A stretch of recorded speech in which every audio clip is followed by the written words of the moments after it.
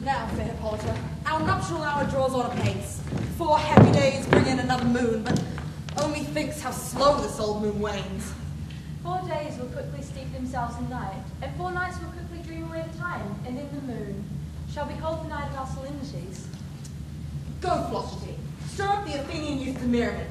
Awake the pert and nimble spirit of mirth.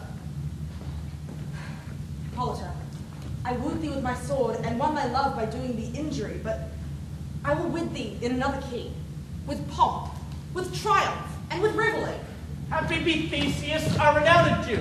Thanks, good Aegeus. What's the news with thee? Full of vexation come I, with complaint against my child, my daughter Hermia. Stand forth, Demetrius. My noble lord, this man hath my consent to marry her. Stand forth, Lysander. And, my gracious Duke, this hath bewitched the bosom of my child. Thou Lysander, thou hast given her rhymes, and interchanged love tokens with my child. Thou hast by moonlight at her window sung, with feigning voice, verses of feigning love. With cunning hast thou filched her heart, turned her obedience, which is due to me, to stubborn harshness. And, my gracious Duke, be it so she will not hear, before your grace, consent to marry with Demetrius. I beg the ancient privilege of Athens.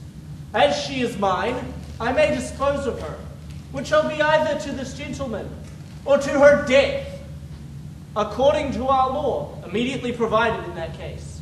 What say you, Hermia? Be advised, fair maid. To you your father should be as a god. Demetrius is a worthy gentleman. So is Lysander. In himself he is, but in this kind, wanting your father's voice, the other must be held the worthier. I would my father looked but with my eyes. Rather your eyes must with his judgment look. I do entreat your grace to pardon me. I know not by what power I am made bold, but I beseech your grace that I may know the worst that may befall me in this case if I refuse to wed Demetrius. Either to die to death, or to abjure forever the society of men.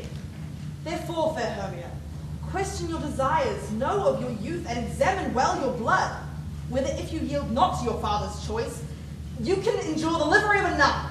So will I grow, so live, so die, my lord, ere I will yield my virgin patronage up unto his lordship, whose unwished yoke my soul consents not to give sovereignty. Take time to pause, and by the next new moon, the sealing day betwixt my love and me for everlasting bond of fellowship.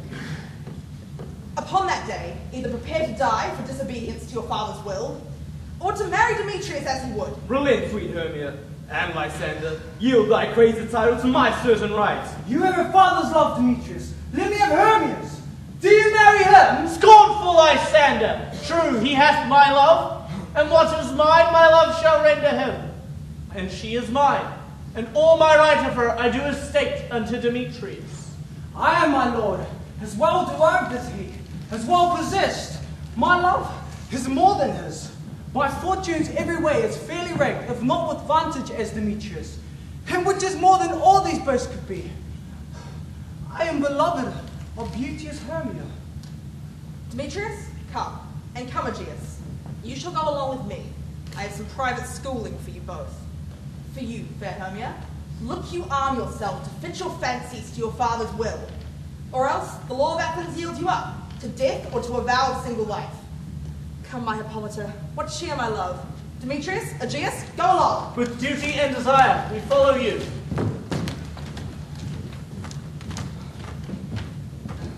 How now, my love?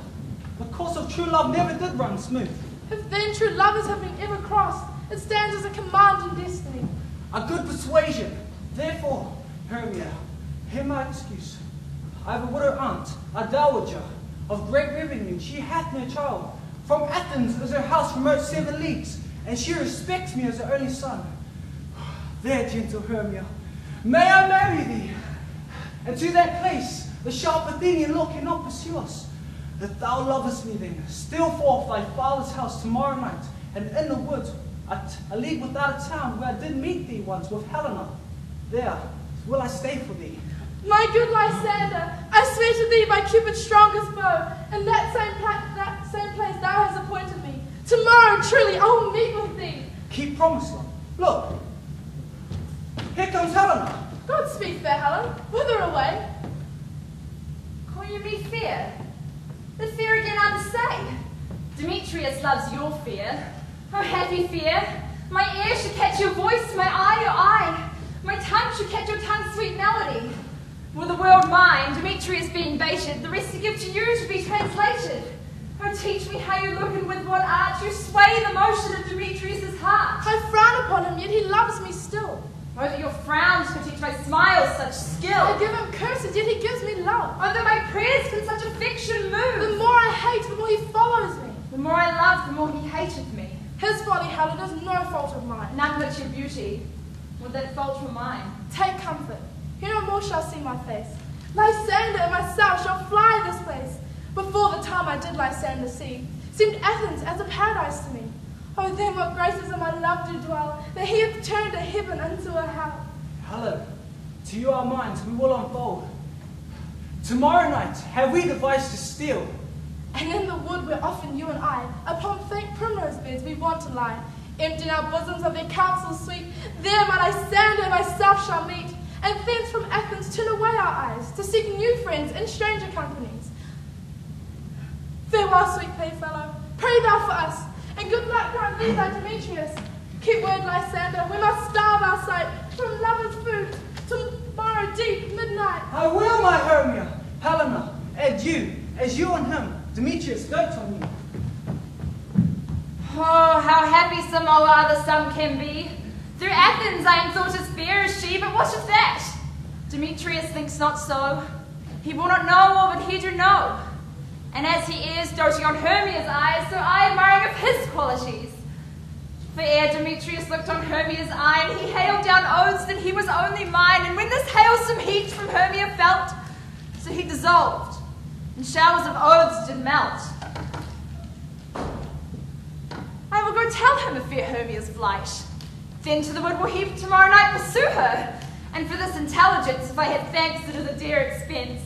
But here I mean to enrich my pain, to have a sight thither and back again. Woo!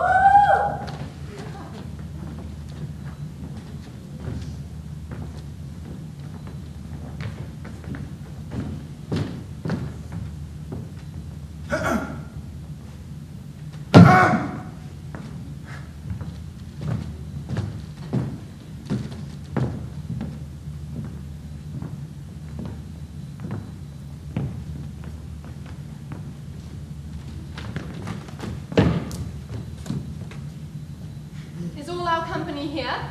You were best to call them generally, man by man, according to the script. Here is the scroll of every man's name that is thought fit through all of Athens to play in our interlude before the Duke and Duchess on their wedding day at night. First, good Peter Quince, say what the play treats on. Then read the names of the actors if so grow to a point. Mary, our play is the most lamentable comedy and the most cruel death of Pyramus and Thisbe. A very good piece of work, I assure you, and a merry. Now, good Peter Quince, call forth the actors by the scroll. Masters, spread yourselves. Answer as I call you. Nick Bottom, the weaver. Ready. Name what part I am for, and proceed. You, Nick Bottom, are set down for Pyramus. What is Pyramus? A lover or a tyrant? A lover that kills himself most gallant for love. Thou will ask some tears in the true performing of it. If I do it, let the audience look to their eyes. I will move storms. I will condole, in some measure, to the rest. Yet my chief humor is for a tyrant. I could play Hercules, really, or a part to Terracanum, to make all split. The raging rocks and shearing shots shall break the locks of prison gates, and Phoebus' car shall shine from far, and make and mar the foolish fates. This was lofty. Now name the rest of the plays. This is Hercules' bane, a tyrant's bane, a lover's more condoling. Francis Flute, the bellows mender. Here, Peter Quince. You, Flute, are to take Thisbe on you. What is Thisbe? A wandering knight. It is the lady that Pyramus must love.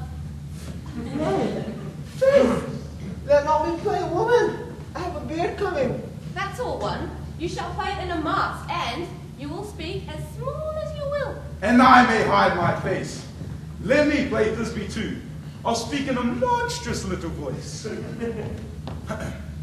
Thisbe, Thisbe. Oh, Pyramus, my love dear, thy Thisbe dear, and lady dear. No, no, no. You must play Pyramus, and flute, you Thisbe. Well, proceed. Robin Starveling, the tailor. Here, Peter Quince. Robin Starveling, you are to play Thisbe's mother. Tom Snout, the tinker. Here, Peter Quince. You, Pyramus's father. Myself, Thisbe's father. Snug the joiner. You, the lion's part. And I hope here is a play fitted. Have you the lion's part written? Pray you, if it be given me, for I'm slow of study. You may do it extempore, for it's nothing but roaring. Ah! Let me play the lion too. I will roar that I'll do any man's heart good to hear me. I will roar that I'll make the Duke say, let him roar again. Let him roar again. And you shall do it too terribly that you would fright the Duchess and the ladies, and they would shriek, and that were enough to hang us all. That would hang us, every mother's son. I grant you, friends, if you should fright the ladies out of their wits, they would have no more discretion but to hang us. But I will aggravate my voice so that I will roar you as gently as any sucking dove. I will roar you to any nightingale. You can play no part but Pyramus, for Pyramus is a sweet-faced man, a most proper man as one shall see on a summer's day, a most lovely, gentleman-like man. Therefore, you must needs play Pyramus. Well, I will undertake it. But masters, here are your parts.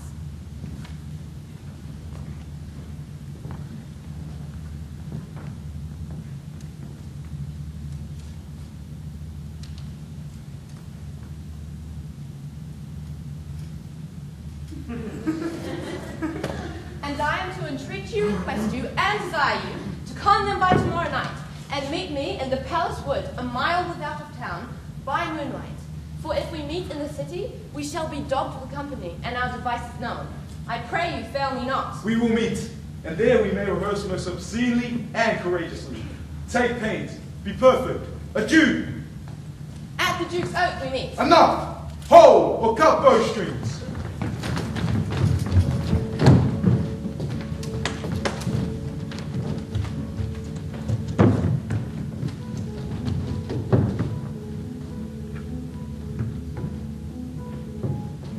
How now, spirit? Whither wander you? Over hill, over dale, thorough bush, thorough briar, over path, over pale, thorough flood, thorough fire. I do wander everywhere, swifted in the moon's sphere, and I serve the fairy queen, to do her orbs upon the green. Farewell, thou love of spirits, I'll be gone, our queen and all her elves here anon. The king doth keep his revels here tonight. Take heed the queen come not within his sight. For Oberon is passing fell and wrath, because that she, as her attendant, hath a lovely boy stolen from an Indian king. She never had so sweet a changeling, and jealous Oberon would have the child knight of his train to trace the forest wild. But she, perforce, withholds the loved boy, crowns him with flowers, and makes him all her joy. And now they never meet, in grove or green, by fountain clear or spangled starlight sheen, but they do square, that all their hours for fear creep into acorn cups and hide them there. Either I mistake your shape and make me quite, or else you are that shrewd and knavish sprite called Robin Goodfellow. Am not you he that frights the maidens of the villagery, misleads night wanderers, laughing at their harm? Does it hobgoblin call you? And sweet pup, you do their work and they shall have good luck. Am not you he? Thou speakest aright. I am that merry wanderer of the night. I jest to Oberon, and make him smile, when I fat and bean-fed horse beguile, neighing in likeness of a filly foal. But room-faring comes Oberon, And here my mistress would that he were gone. Ill met by moonlight, proud Titania. What? Jealous, Oberon? Various skip hence, I have forsworn his wedding company. Tarry, rash wanton! Am I not thy lord? Then I must be thy lady. Why art thou here? Come from the farthest step of India, but that, forsooth, the bouncing Amazon, your buskined mistress and your warrior love, to Theseus must be wedded. And you come to give their bed joy and prosperity? How canst thou thus for shame, Titania, glance at my crib with Hippolyta, knowing I know thy love to Theseus? Didst not thou lead him through the glimmering night, from Peria whom he ravished? These are the forgeries of jealousy, and ever since the middle summer spring, met we on hill, in dale, forest or mead, but with thy brawls thou hast disturbed our sport. Do you amend it? Then it lies on you. Why should Titania cross her Oberon? I do but beg a little changeling boy to be my henchman. Set your heart at rest. The fairy land buys not the child of me. His mother was a votaress of my order, but she, being mortal of that boy, did die. And for her sake do I rear up her boy, and for her sake I will not part with him. How long within this wood intend you stay? Perchance till after Theseus' wedding day. If you will patiently dance in our rounds and see our moonlight revels, go with us. If not, shun me, and I will spare your haunts. Give me the boy, and I will go with thee! Not for thy fairy kingdom! There is a way to tie downright by longest. Ah, go thy way! Thou shalt not from this grove till I torment thee for a century!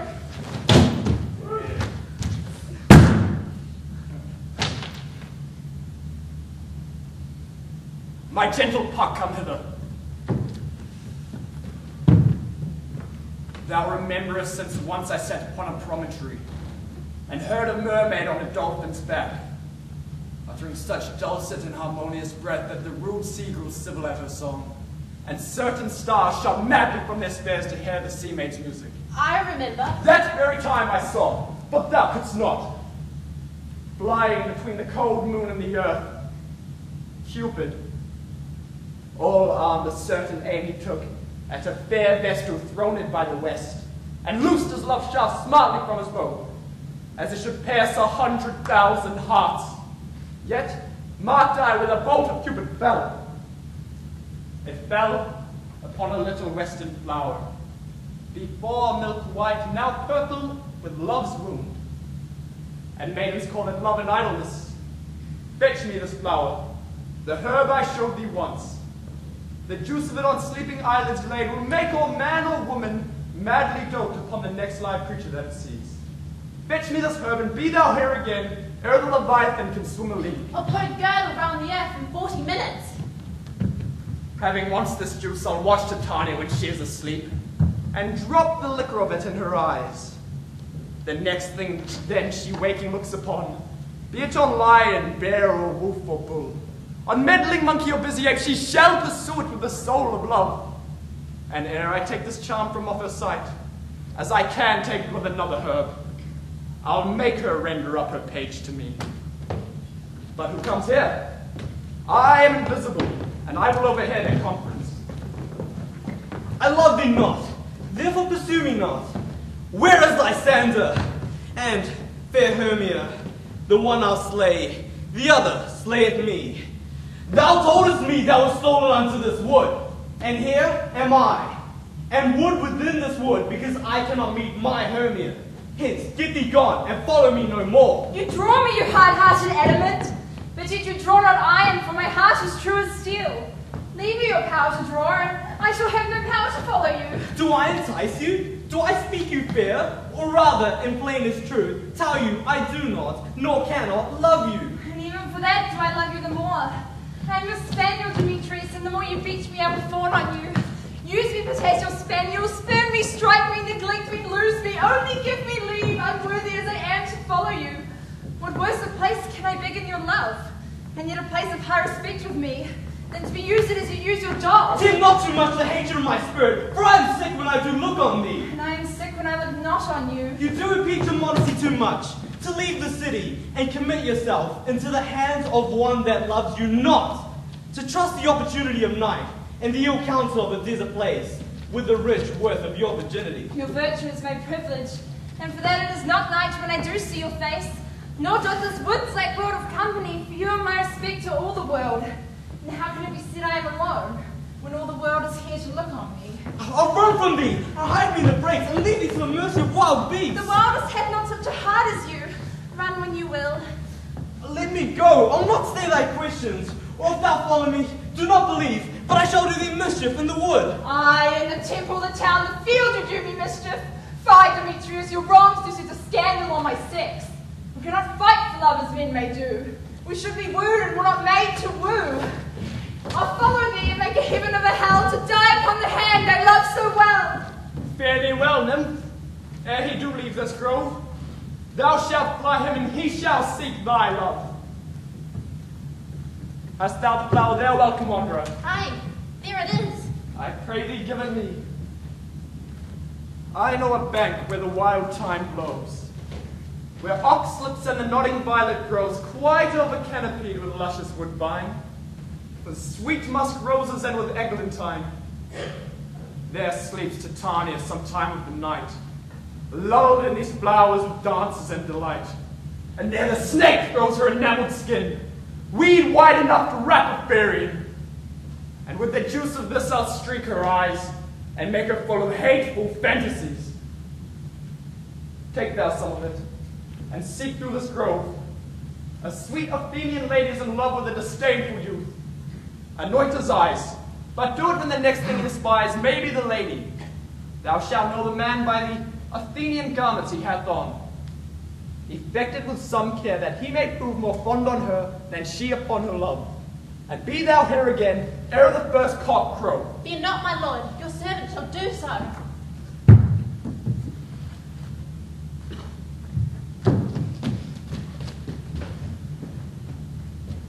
Come, now a roundel and a fairy song. For the third part of a minute hence, some to kill cankers and musk rose buds, and some war with bats for 11 wings to make my small elves coats, and some keep back the clamorous owl that nightly hoots and wonders at our quaint spirits. Sing me out of sleep, then to officers, and let me rest.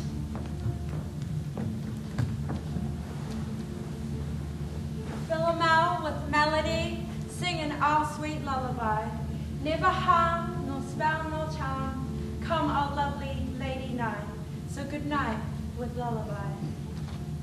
Hence away, now all is well.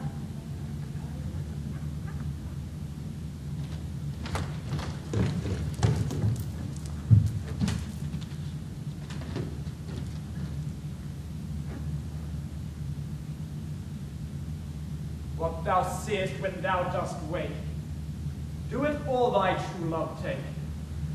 Love and languish for his sake, be it ounce or cat or bear, hard or boar with bristled hair, in thy eye that shall appear.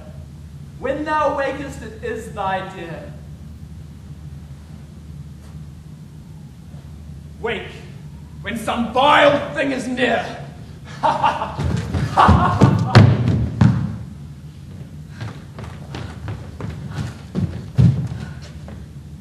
Fair love, you fain wandering in the wood. And to speak truth, I forgot our way. We'll rest us, Hermia, if you think it good, and tarry for the comfort of the day. Be it so, Lysander. Find you out of bed, for I upon this bank shall rest my head. One turf shall serve as pillow for us both. One heart, one bed, two bosoms, and one troth. Nay, good Lysander, for my sake, my dear, lie further off here, do not lie so near. Oh, take the sweet sense of my innocence. Love takes meaning in love's conference. I mean there, my heart unto yours is knit, so there, my but one heart we can make of it. Two bosoms interchaining with an oath, so then two bosoms and a single troth. And then by your side, no bedroom me deny. But lying, sir, Hermia, I do not lie. Lysander riddles very prettily. Now much beshrew my manners and my pride. Of Hermia meant to say Lysander lied. For gentle friend, for love and courtesy, lie further off in human modesty. Such separation, as may well be said, becomes a virtuous bachelor and a maid. So far be distant, and good night, sweet friend. Thy love ne'er alter till thy sweet life end. Amen, amen, to that fair prayer, say I, and I'll end life when you end loyalty. Here's my bed, sleep give thee, all is rest. With half that wish, the wish's eyes thee press. Through the forest have I gone, but Athenian found I none, upon whose eyes I might approve this flower's force in stirring love. Night and silence. Who is here? Weeds of Athens he doth wear. This is he, my master said, despiseth the Athenian maid. And hear the maiden sleeping sound on the dank and dirty ground. Pretty soul, she durst not lie near this lack-love, this kill courtesy. Churl, upon my eyes I throw all the power this charm doth owe. When thou wakest, let love forbid sleep his seat on thy island. So awake when I am gone, for I must now road drawn. Stay, though thou kill me, sweet Demetrius. I charge thee here to do not hold me thus. So wilt thou darkly leave me? Do not so. Stay, on thy peril, I alone will go. Oh, I am out of breath in this fond chase. The more is my prayer, the lesser is my grace. Happy is Hermia wheresoever she lies, for she has blessed and attractive eyes. How came her eyes so bright? Not by salt tears, if so my eyes are oftener washed than hers. No, I'm as ugly as a bear, for beasts that made me run away for fear. Therefore no marvel though Demetrius do, as a monster, fly my presence thus. But who is here? Lysander on the ground? Dead or asleep? I see no blood, no wound. Lysander, if you live, good sir, awake. And run through fire, wolf with thy sweet scent, transparent Helena. Oh, nature shows art, and through thy bosom makes me see thy heart. Where's Demetrius?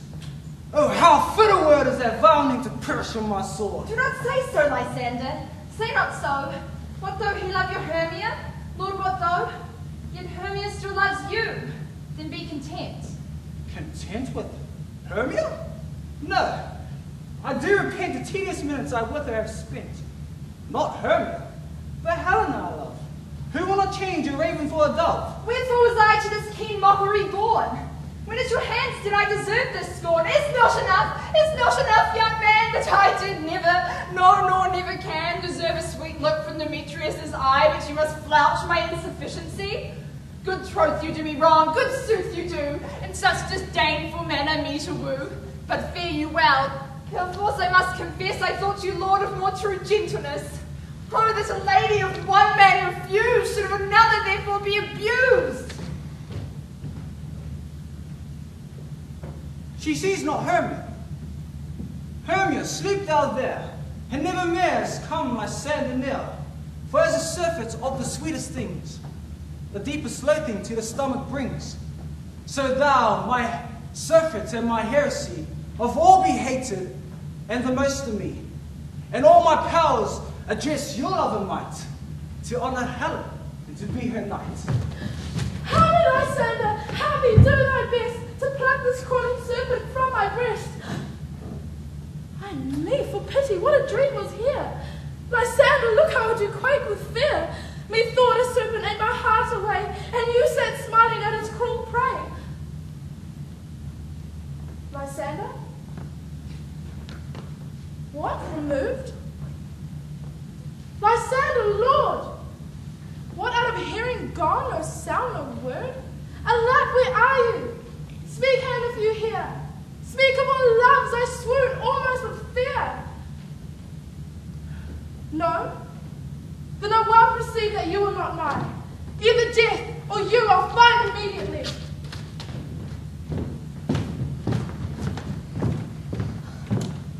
Are we all met? Pat, here is a marvelous convenient place for our rehearsal. This green plot shall be our stage, and this hawthorn brake our tiring house. And we will do it in action as we will do it before the Duke. Peter Quince. What sayest thou, Bully Bottom? There are things in this comedy of Pyramus and Thisbe that will never please. First, Pyramus must draw a sword to kill himself, which the ladies cannot abide. How answer you that? By Larkin, a perilous fear. I believe we must leave the killing out when all is done. Not a whit. I have a device to make all well. Write me a prologue, and let the prologue seem to say we will do no harm with our swords, and that Pyramus is not killed indeed. And for the more better assurance, tell them that I, Pyramus, am not Pyramus, but Bottom the Weaver. This will put them out of fear. Well, we will have such a prologue, and it will be written in 8 and 6. No, make it 2 more. Let it be written in 8 and 8. Will not the ladies be afeard of the lion? I fear it, I promise you. I grant you, friends. Masters, you to discourse wonders. You ought to consider with yourself. To bring in, God shield us. A lion among ladies is a most dreadful thing. But there is not a more fearful wild fowl than your lion living, and we ought to look to it. Therefore, another prologue must tell that he is not a lion. Nay, you must name his name, and half his face must be seen through the lion's neck, and he himself must speak through, saying thus, or to the same defect, ladies, or fair ladies, I would wish you, or I would request you, or I would entreat you not to fear, not to tremble, my life or yours. If you think I come hither as a lion, but with pity on my life. No, I am no such thing. I am a man, as other men are. And there, indeed, let him name his name, and tell them plainly he is snug the joiner. Well, it shall be so. But there are 2 hard things. That is, to bring moonlight into a chamber. For you know, Pyramus and Thisbe meet by moonlight. Doth the moon shine that night we play our play? The calendar. The calendar. Look in the almanac. Find our moonshine. Find our moonshine. Yes, it does shine that night. Why? Then may you leave a casement of the great chamber window where we play open, and the moon may shine in at the casement. Aye. Or else, one must come in with a bush of thorn and a lantern, and say he comes to disfigure or present the person moonshine. Then there is another thing. We must have a wall in the great chamber. For Pyramus and Thisbe, says the story, did talk through a chink of a wall. You can never bring in a wall. What say you, Bottom? Some man or other must present wall, and let him have some plaster, or some loam, or some rough cast about him to signify wall, and let him hold his fingers thus, and through that cranny shall Pyramus and Thisbe whisper. Well, if that may be, then all is well. But come, sit down, every mother's son, and rehearse your parts. Pyramus, you begin. When you have spoken your speech, enter into that break, and so everyone according to his cue. What heaven homespuns have we swaggering here? So near the cradle of the fairy queen. What? A play towards? I'll be an auditor, an actor. 2, perhaps, if I see cause. Speak, Pyramus. Thisbe, stand forth. Thisbe, the flowers of odious savour sweet. Odors, odors. Odors savour sweet. So hath thy breath, my dearest Thisbe dear. For hark, a voice. Stay thou but here a while, and by I will to thee appear. It's strange of Pyramus that he played here. Must I speak now? Aye, marry must you. For you must understand that he goes but to see a noise he heard, and is to come again. Most radiant Paris, most lily white of hue, of color like the red rose on triumphant pride, most gracefully juvenile, and ever most lovely Jew, as true as was, that yet would never die. I'll meet thee, Pyramus, at Nini's tomb.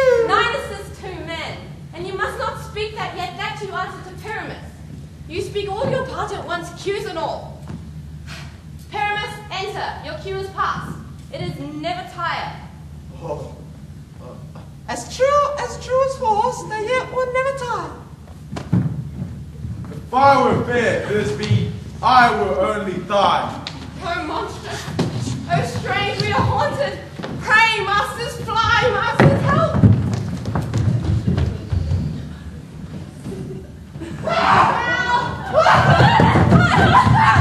I'll follow you and lead you about the ground.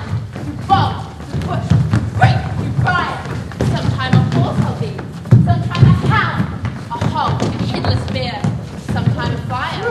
Neigh and bark and grunt and roar and burn with hound, hog, bear, fire at every turn.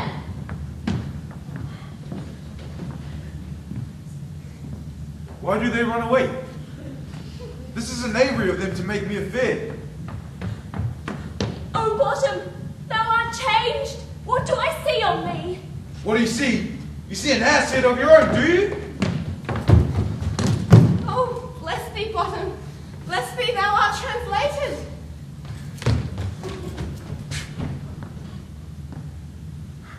I see their knavery. This is to make an ass of me, to frighten me, if they could. But I will not stir from this place. Do what they can. I will walk up and down here, and I will sing, that they shall hear, I am not afraid.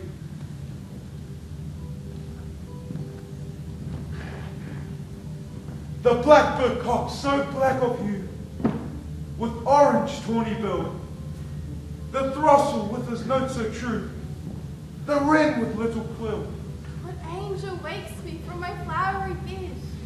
the finch, the sparrow, and the lark, the plain song cuckoo grey, whose note for many a man doth mark, and dares not answer nay. For indeed, who would set his wit to so foolish a bird? I pray thee, gentle mortal, sing again. Mine ear is not united to thy note, so mine eye embroidered to thy shape, and thy fair virtues force before doth move me, on the first you to say, to swear, I love thee. Methinks, mistress, you should have little reason for that. And yet, to say the truth, reason and love keep little company together nowadays. The more the pity that some honest neighbors will not make them friends. Nay, I can gleek upon occasion. Thou art as wise as thou art beautiful. Not so, neither. But if I had wit enough to get out of this wood, I had enough to serve mine own turn. Out of this wood do not desire to go. Thou shalt remain here, whether thou wilt or no. I am the spirit of no common rate. The summer still doth tune upon my state, and I do love thee. Therefore, go with me. I'll give thee fairies to attend on thee, and sing all that richly precious jewels from the deep, and sing while thou impressive flowers dost sleep. Peas blossom, cobweb, moat and mustard seed. Reading and I. Where shall we go? Be kind and courteous to this gentleman. Hop in his walks and gambol in his eyes. Feed him with apricots and dewberries, green figs, purple grapes and mulberries. The honey bags steal from the humble bees, and for night tapers, crop the waxen fires and light them at the fiery glowworm's eyes, to have my love to bid and to arise. Nod to him, elves, and do him courtesies. Hail, mortal. Hail. I cry your worship's mercy. Heartily, I beseech your worship's name. Cobweb. I shall desire your more acquaintance, good Master Cobweb. If I cut my finger, I shall make bold with you. Your name, honest gentleman. Peas blossom. I pray you commend me to Mistress Squash, your mother, and to Master Peascott, your father, good Master Peasblossom. I shall desire your more acquaintance too.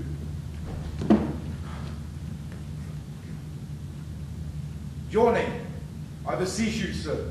Mustard seed. I know your patience well, good Master Mustard Seed. I pray you, I desire your more acquaintance, good Master Mustard Seed. Come, lead into my bower. The moon, methinks, looks of a watery eye, and when she weeps every little flower, lamenting some enforced chastity. Tie up my love's tongue, bring him silently.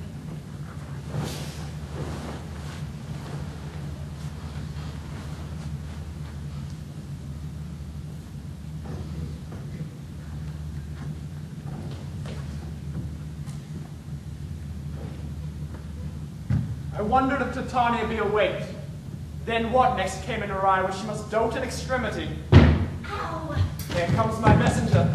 How now, mad spirit, what nightfall about this haunted grove? My mistress with the monster is in love, near to her close and consecrated bower, while she, grown her dull and sleeping hour, a crew of patches, rude mechanicals, that work for bread upon Athenian stalls, were met together to rehearse a play, intended for great Theseus, his nuptial day. The shallowest thick-skin of that barren sort, who Pyramus presented in his sport, forsook his scene and entered in a brake, where I did him at this advantage take. And ass's knoll I fix it on his head. Anon his Thisbe must be answered, and forth my mimic comes.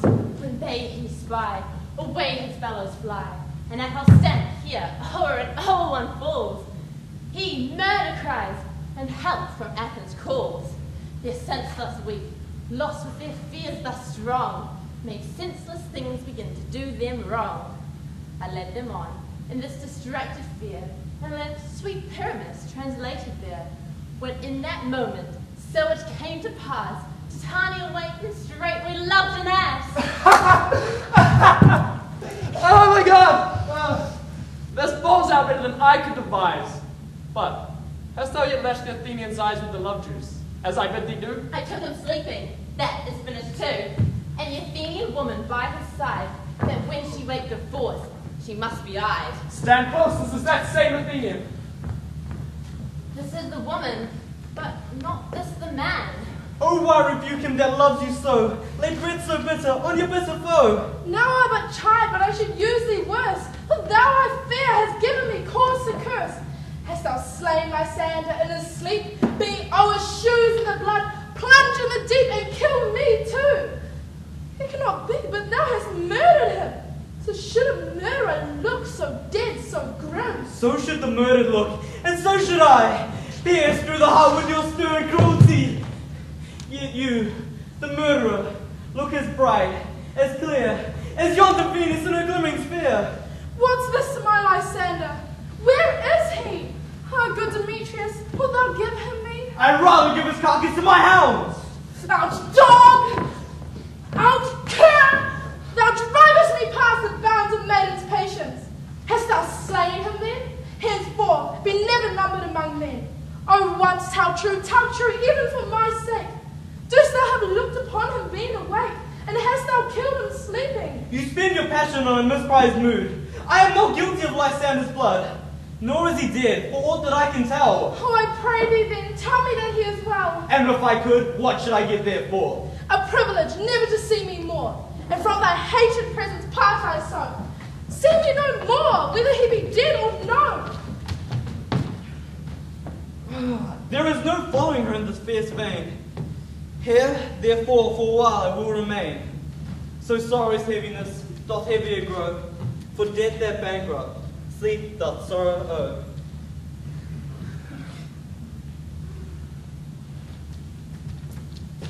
What hast thou done? Thou hast mistaken quite, and laid the love's juice on some true love's sight. Of thine this prison must perforce ensue some true love turn, and not a false turn true. About the wood go swifter than the wind, and Helena of Athens look thou find.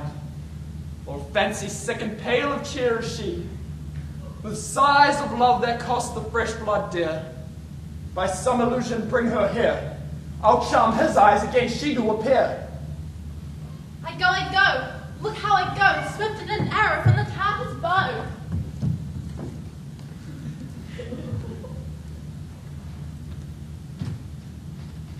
Flower of this purple dye, hit with Cupid's archery, sinking apple of his eye. When his love he doth espy, let her shine as gloriously as Venus of the sky. When thou wakest, if she be by, beg of her for remedy. Captain of our fairy band, Helena is here at hand, and a youth must to find me, pleading for a lover's fee. Shall we their fond pageant see? Lord, what fools these mortals be! Stand aside, the noise thy make will cause Demetrius to awake. And then we'll two at once be one. This must needs be sport alone. and these things do best please me, that befall preposterously. Why should you think these things in me seem scorn to you? Scorn and derision never come in tears. How can these things in me seem scorn to you? You do advance your cunning more and more, when truth kills truth. O devilish holy fray, these vows are Hermia's. Will you give her over? I had no judgment to her when I swore. No, none in my mind. Now you give her over. Demetrius loves Hermia, and he loves not you. O Helen, goddess, nymph, perfect, divine, to what my love shall I compare thine eye? Crystal is mighty, how I'll ripen show. Thy lips, those kissing cherries, tempting grow. Oh, let me kiss this princess of your eye, the seal of bliss. Oh, spite! Oh, hell! I see you are bent to set against me for your merriment. If you were civil in your courtesy, you would not do me thus much injury. Can you not hate me? As I know you do, but you must join in souls to mock me too. You both are rivals and love Hermia. And now both rivals to mock Helena? A trim exploit, a manly enterprise to conjure tears under a poor maid's eyes in your derision. None of noble sort would so offend a virgin and extort a poor soul's patience, or to make you sport. You are unkind, Demetrius. Be not so. You love Hermia. This you know, this I know. And here with all good will, with all my heart, and Hermia's love I yield you on my part, and yours and Helena me bequeath. This is who I love. Never did mockers waste more idle breath. Lysander, keep thy Hermia, I will none. If e'er I loved her, all that love is gone. My heart to her, but as guest-wise sojourn, and now to Helen, it is home return, there to remain.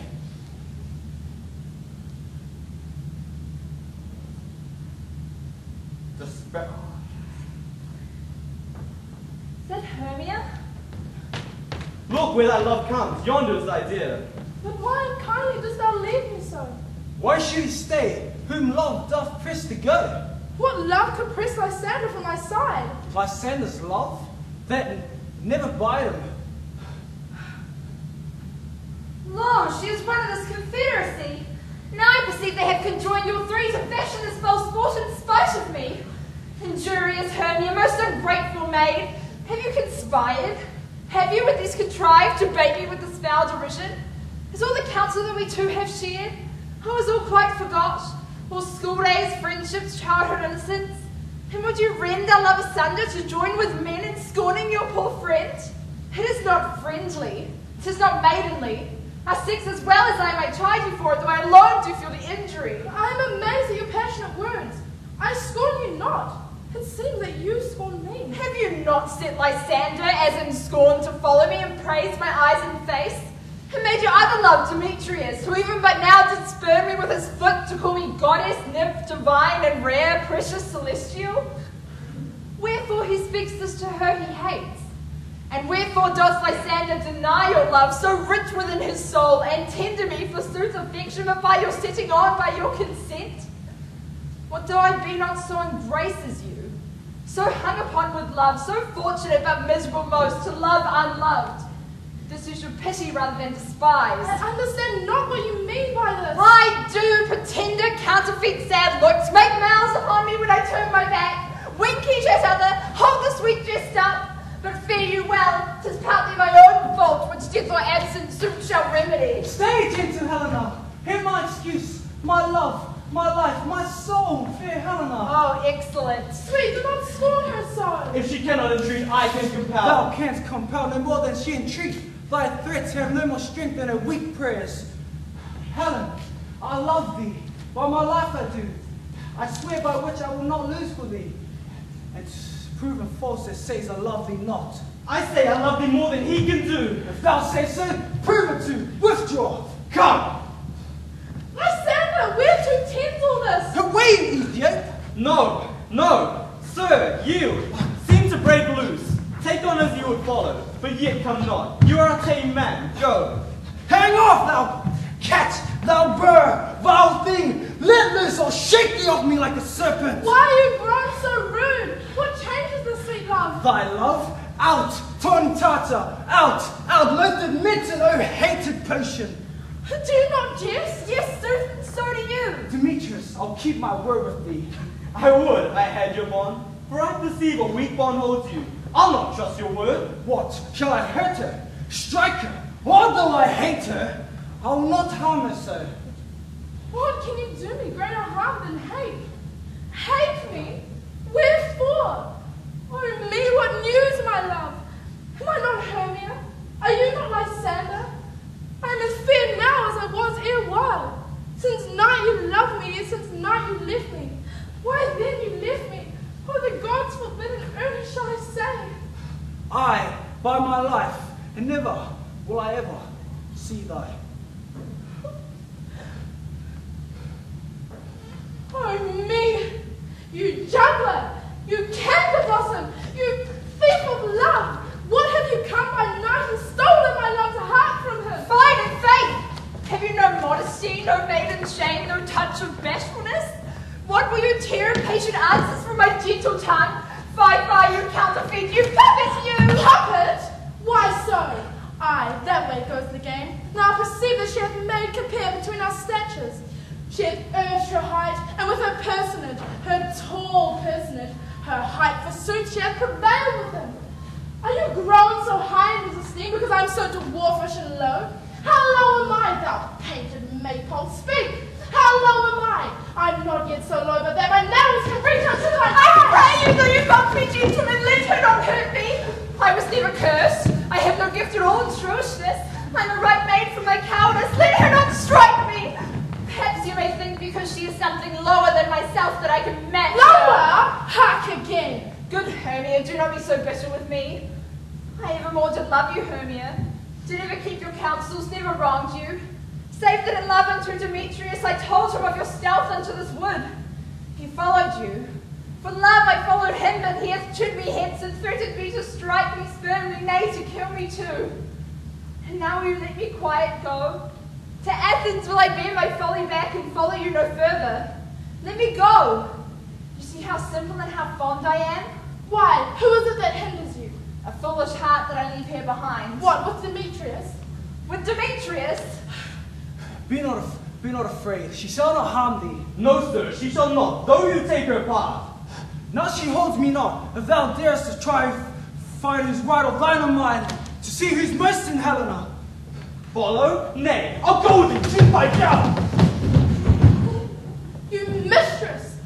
All this coil is long of you. Nay, go not back. I will not trust you. I no longer stay in your cursed company. Your hands and mine are quicker for a frame. My legs are long ago to run away. I am amazed and know not what to say. This is thy negligence. Still thou mistakest, or else committest thine ivories willfully. Believe me, King of Shadows, I mistook. Did not you tell me I should know the man by the Athenian garments he hath on?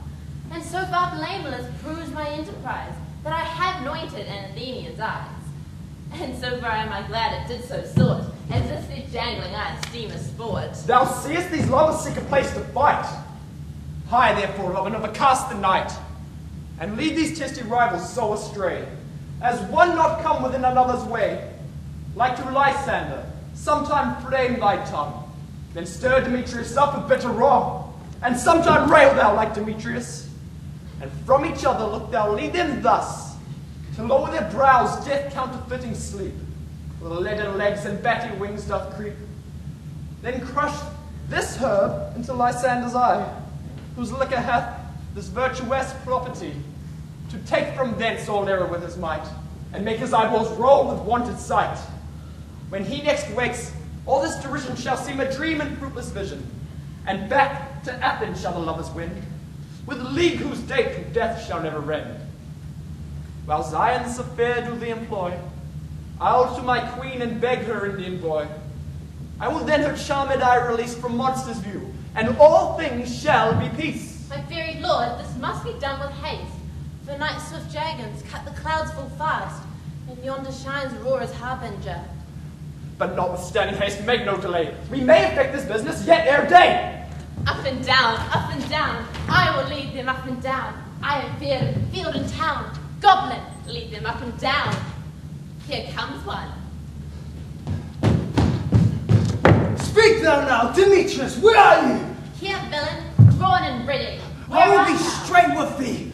Follow my voice. We'll try her no manhood here.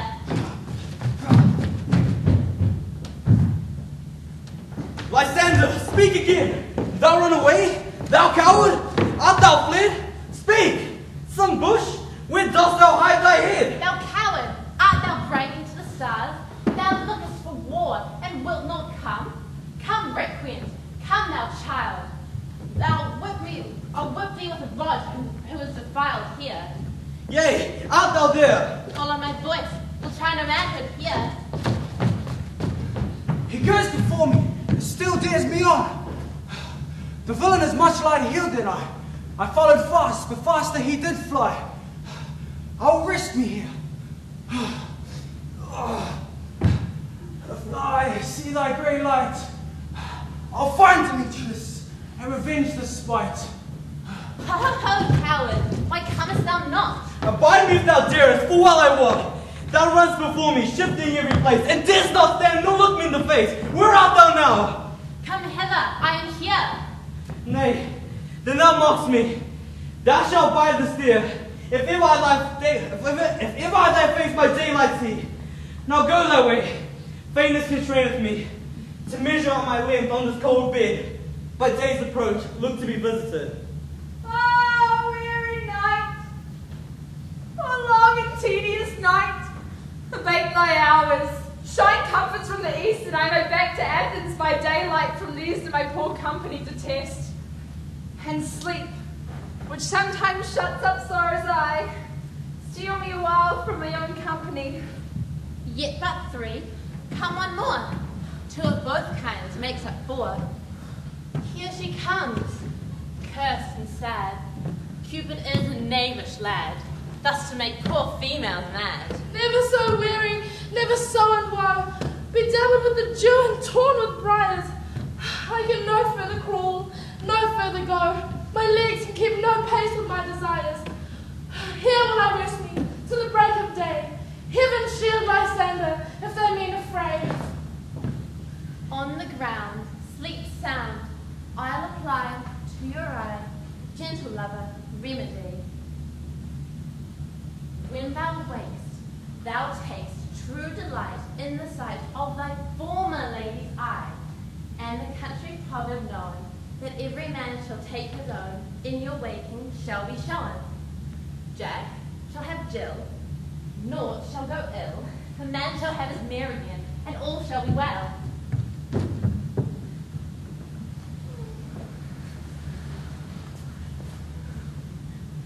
Come.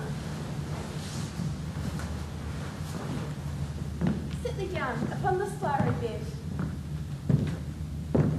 while I thy amiable cheeks do coy, and stick musk roses on thy sleek smooth head, and kiss thy fair large ears, my gentle joy.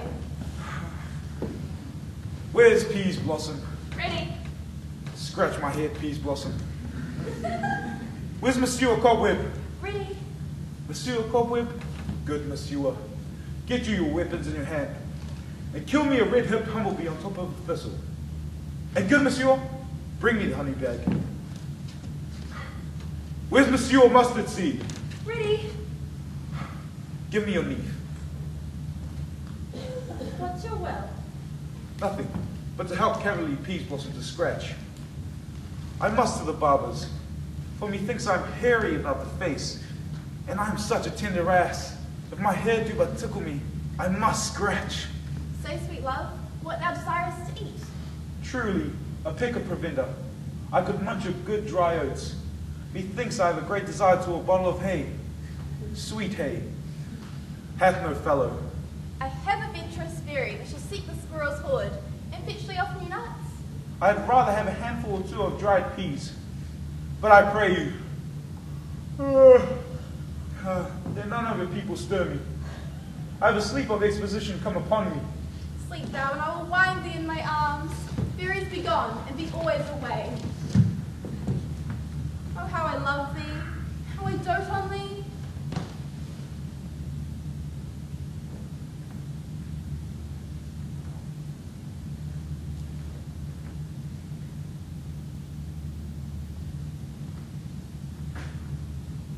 Welcome, good Robin.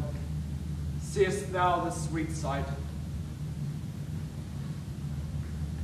Her dotage now I do begin to pity, for meeting her of late behind the wood, seeking sweet favors for this hateful fool. I did upbraid her, and fall out with her, for she his hairy temples there have rounded with cornet of fresh and fragrant flowers, when I had in my pleasure taunted her, and she in mild terms begged my patience. I then did ask for her changeling child, which straight she gave me, and her very sent to bear him to my bower in fairyland. And now I have the boy. I will undo this hateful imperfection of her eyes, and gentle Puck, take this transformed scalp from off the head of this Athenian swain, that he awaking when other do, may all to Athens back again repair, and think no more of this night's accidents, but as a fierce vexation of a dream. But first, I will release the fairy queen.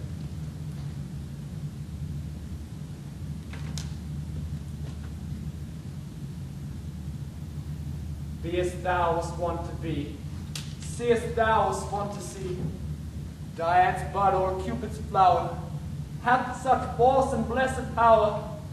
Now, my Titania, wake you, my sweet queen. My Oberon, what visions have I seen?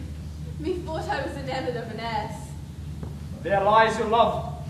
How came these things to pass? Oh, how mine eyes do loathe his visage now. Silence a while. Robin, take off this head. Titania, music, Comus, strike more dead than common sleep of all these 5 descents. Music homes at such as charm of sleep. Now when thou wakest, with thine own fool's eyes Come, my queen, take hands with me and rock the ground whereon these sleepers be. Fairy king, attend and mark, I do hear the morning lark. Then, my queen, in silent sad trip we after night's shade, we the globe can compass soon, swifter than the wandering moon. Come, my lord, in our flight. Tell me how it came this night that I sleeping here was found with these mortals on the ground.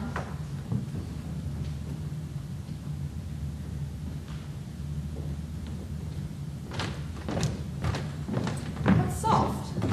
What nymphs are these? My lord, this is my daughter here asleep, and this Lysander, this Demetrius is, this Helena, old Neda's Helena. I wonder of their being here together. No doubt they rose up early to observe the rite of May, and hearing our intent, came here in grace of our solemnity.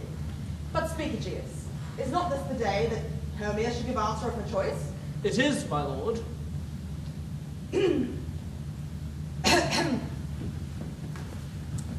Morrow, friends. Say Valentine's is past, begin these wood birds but to couple now. Pardon, my lord. I pray you all stand up.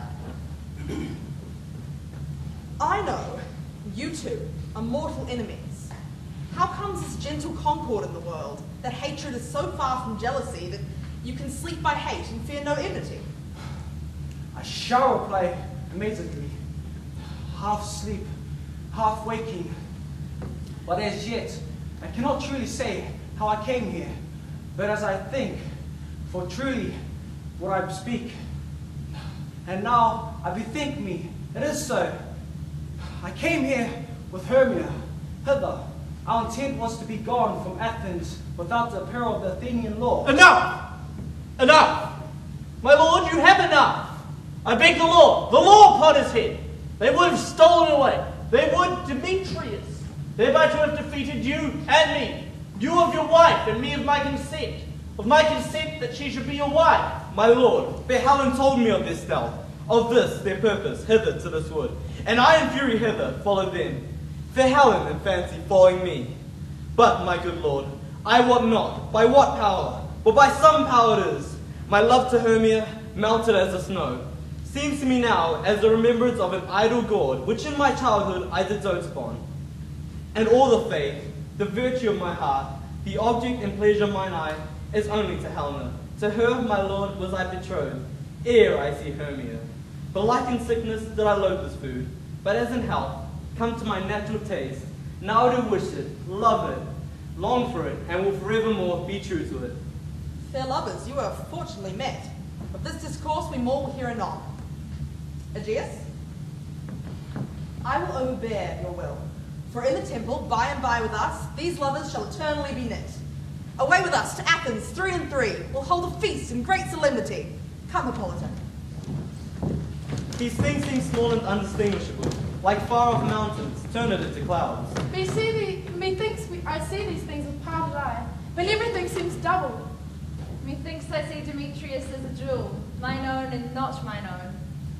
It seems to me that yet we sleep, we dream. Do not you think the Duke was here and bid us follow him? Yeah, and my father. And Hippolyta. And bid us follow to the temple.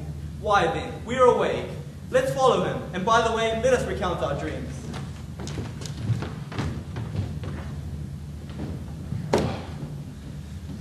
When my cue comes, call me, and I will answer. My next is Most Fair Pyramus. Hey ho! Peter Quince? Flute the Bellishminder? Snout the Tinker? Starling! God's my life.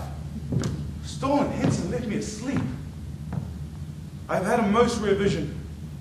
I've had a dream past the wit of man to say what dream it was. Man is but an ass if he go about to expound this dream. Methought I was. There is no man can tell what. Methought I was. And methought I had. But man is but a patch fool if he were offered to say what methought I had. The eye of man hath not heard. The ear of man hath not seen. Man's hand is not able to taste, nor his tongue to conceive, nor his heart to report what my dream was. I will get Peter Quince to write me a ballad of this dream. It shall be called Bottom's Dream, because it hath no bottom. And I shall sing it in the latter end of a play, before the Duke. Peradventure, to make it the more gracious, I shall sing it at her death.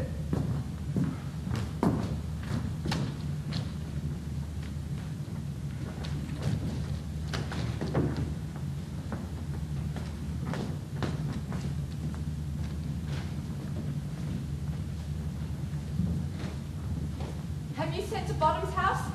Is he come home yet? He cannot be heard of. Out of doubt he is transported. If he come not, then the play is marred. It goes not forward, doth it? It's not possible. There's not a man in all of Athens able to discharge Pyramus but he. No, he has the best wit of any handicraft man in Athens. Yea, and the best person too. And he is a very paramour of a sweet voice. Ooh, you must say paragon, or paramour is, oh God bless us, a thing of naught. Masters! The Duke is coming from the temple, and there are 2 or 3 lords and ladies more married. If our sport had gone forward, we had all been made men. Oh, sweet bully Bottom, thus have he lost 6pence a day during his life. He would have deserved it. 6pence a day in Pyramus, or nothing. Where are these lads? Where are these hearts? Bottom, our most courageous day, our most happy hour. Masters, I'm to discourse wonders, but ask me not what. For if I tell you I'm no true Athenian, I will tell you everything right as it fell out. Let us hear, sweet Bottom. Not a word on me. All that I'll tell you is that the Duke hath dined. Get your apparels together, good strings to your beds, new ribbons to your pump. Be presently at the palace. Every man look over his part. For the short and the long is, our players prefer. Yes! In any case, let this be a clean linen, and let not him who plays the lion pare his nails, but they shall hang out for the lion's claws. And most dear actors, eat no onions nor garlic, for we are to utter sweet breath, and I do not doubt but to hear them say it is a sweet comedy. No more words. Away! Go away!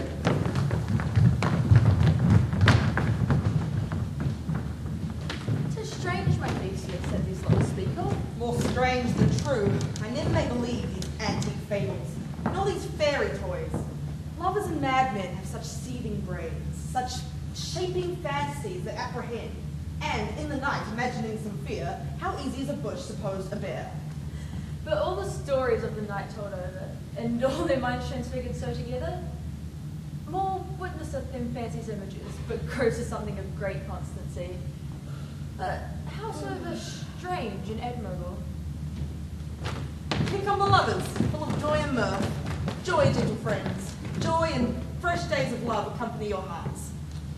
More than to us, wait in your royal walks, your board, your bed. Come now, what masks, what dances shall we have to wear away the long age of 3 hours between our after-supper and bedtime?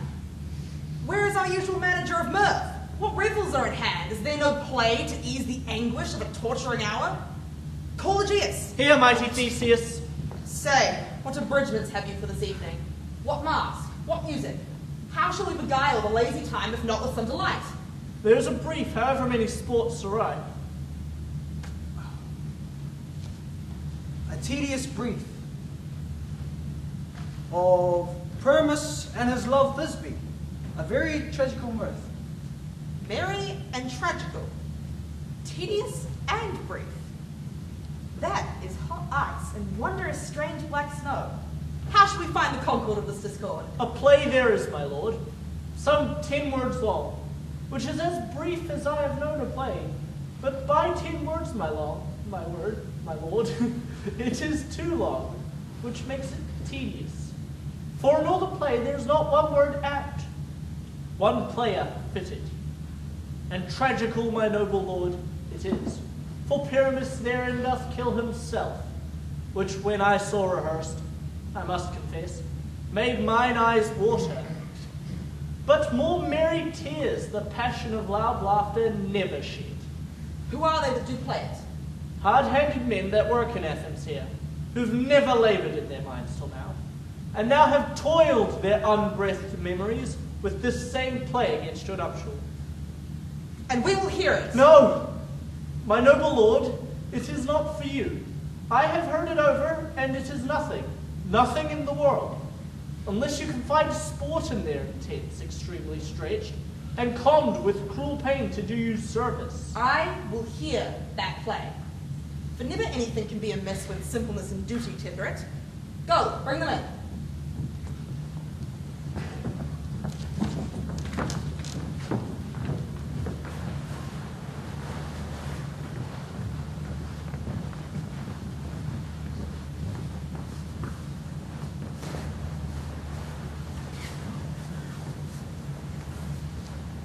Take your places, ladies.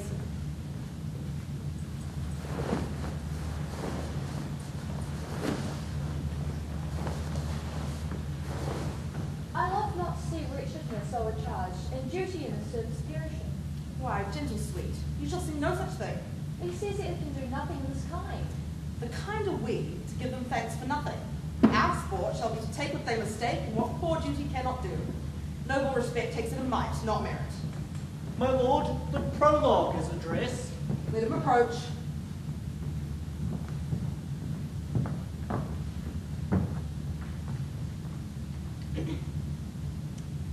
If we offend, it is with our good will, that you should think we come not to offend, but with our good will to show our simple skill.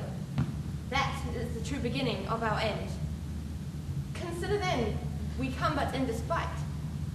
We do not come as minding to content you, our true intent is, or for your delight. We are not here that you should here repent you. The actors are at hand, and by their show you shall know all that you are like to know. This man doth not stand upon points. Who is next?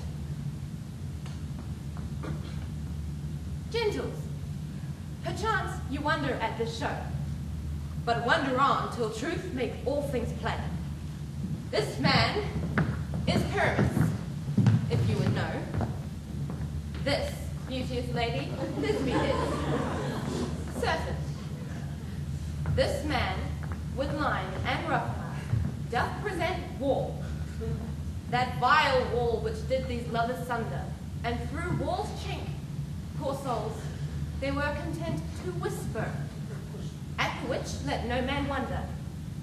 This man, with lantern, dog, and bush of thorn, presented moonshine, for by moonshine did these lovers think no scorn, to meet at Nidus's tomb there to woo. This grisly beast, which Lion hight by name, the trusty Thisbe coming first by night, did scare away, or rather, did affright. And as she fled, her mantle did fall, which Lion, vile, with bloody mouth did stain. Anon comes Pyramus, sweet youth and tall, and finds his trusty Thisbe's mantle slain.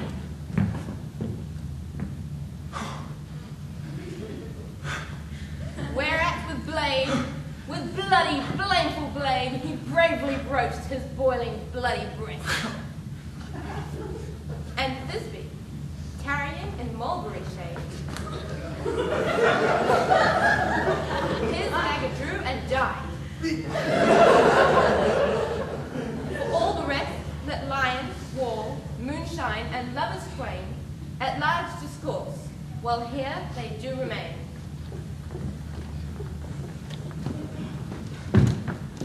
I wonder if the lion beasts speak.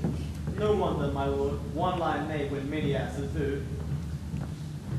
In this same interlude, it does befall that I, one snout by name, present a wall, and such a wall as I would have you think that had in it a crannied hole or chink, through which the lovers Pyramus and Thisbe did whisper often, very secretly, this loam, this rock cast, and this stone doth show that I am that same wall. The truth is so, and this the cranny is, right and sinister, through which the fearful lovers are to whisper. Would you desire Lion and Hare to speak better? It is the wittiest petition that ever heard discourse, my lord. Pyramus draws near the wall. Silence. O grim look night.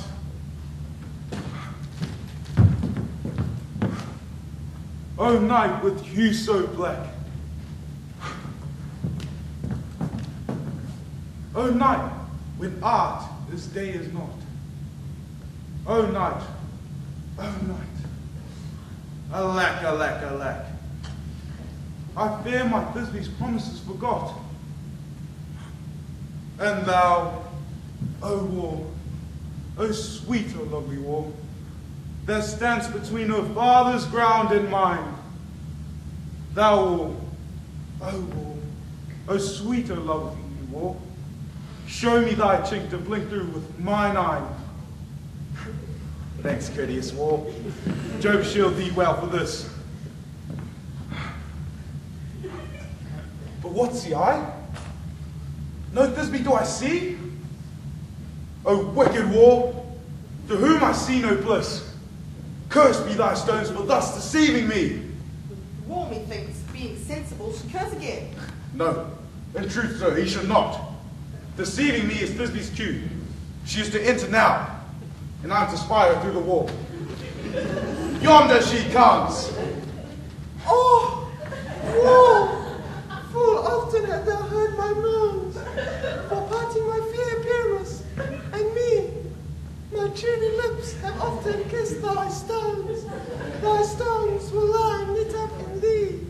I see a voice. Now will I to the chink to spy, and I can hear my Thisbe's face. Thisbe! My love? Thou art my love? Think what thou wilt. I am thy lover's grace, and like lament I am I trusty still. And I like Helen, till the fates me kill. Not shackleless to the cross was so true. As shuffles to progress, to you. Oh, kiss me through the hole of this wild wall.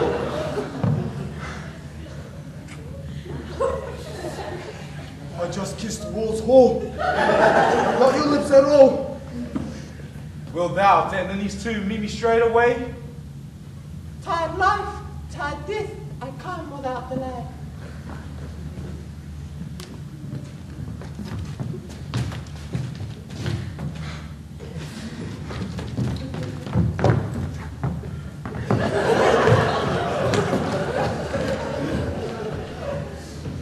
Thus have I, wall, my part discharged so, and being done, thus wall away doth go. Now we can all down between the two neighbours.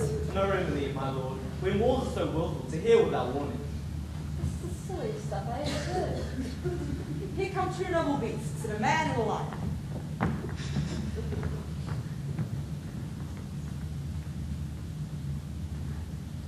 You ladies, you whose gentle hearts do fear the smallest monstrous mouse that creeps on floor, may now perchance both quake and tremble here, when lion rough in wildest rage doth roar.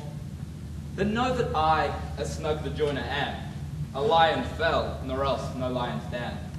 For if I should, as lion, come in strife, and to this place, 'twere pity on my life. A very gentle beast, and of good conscience. The very best of beasts, my lord, the air I saw. It is well. Leave it to his discretion, and let us listen to the moon. This lantern doth the horned moon present. He should have worn the horns on his head. He is no present, and his horns are invisible within the circumference. This lantern doth the horned moon present. I myself, the man in the moon, do seem to be. This is the greatest error of all the rest. The man should be put into the lantern. How is it else the man in the moon? He dares not come to the candle, for you see it is already in snuff. All that I have to say is to tell you that the lantern is the moon, I, the man in the moon, this thorn bush my thorn bush, and this dog my dog. Why? All these should be in the lantern, for all these should be in the moon. But silence. Here comes Thisbe. This is my all ministry. Where's my lion?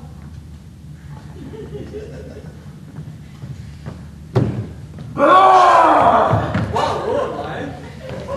Well run, Thisbe. Well done,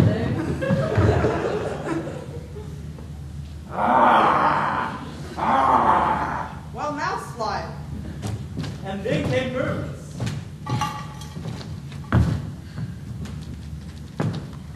Sweet moon, I thank thee for thy sunny beams. I thank thee, moon, for shining now so bright. For by thy gracious, golden, glittering gleams, I trust to take of truest this besides. But stay, O spite, but mark, poor knight, what dreadful dole is here? Eyes, do you see? How can it be? Oh, dainty duck, oh dear, thy mental good? What? Stained with blood? Approach, you furies foul! Oh, fates, come, come, cut thread and drum, quail, crush, conclude and quell! This passion and the death of a dear friend go near to make a man look sad. Beshrew my heart, but I pity the man. O wherefore, nature, didst thou lions frame, since lion bile hath here deflowered, my dear, which is, no, which was the fairest dame, that lived, that loved, that looked, that liked with cheer.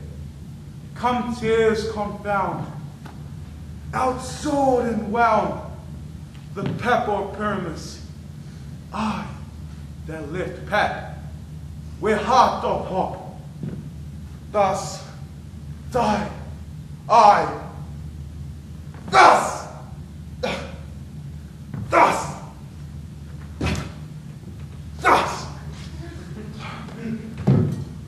Now am I dead. Now am I fled. My soul is in the sky. Tongue, lose thy light. Moon, take thy flight. Now die. Die. Die. Die. Die. With the help of the surgeon, you might yet recover and prove an ass. How chance the moonshine is gone before Thisbe comes back and finds her lover? She'll find him by star. Here she comes, and her passion ends the play. Oh, asleep, my love? Oh, dead, my dove?